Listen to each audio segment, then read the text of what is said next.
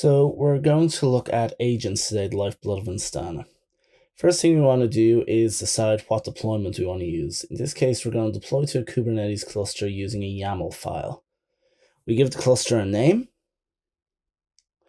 and optionally we can choose our deployment zone. If you don't choose a zone, it will go across all zones. And we're just going to download the YAML file there that is needed. As you can see, we have deployment YAML downloaded. From there, we want to make sure that our YAML file gets added to our application in our Kubernetes folder with whatever other YAML files we may have. So we're going to deploy it in there with our other YAML files.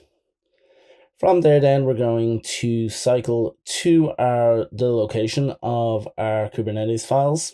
While I fill this in, you're going to find more information about the agent in the Tech Intro series that can be found in the Instana community in the library section. I'll post a link in the description of this video. And we're going to go to the Kubernetes file in there. And from there, we are then going to run kubectl apply, and we're going to apply the deployment YAML that we just deployed.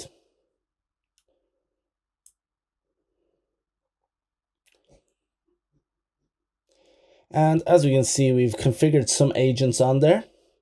And if we jump back to our Instana portal, we can see we now have some running pods and some namespaces. If we go to the namespaces, we can see our application sitting there with the Instana agent.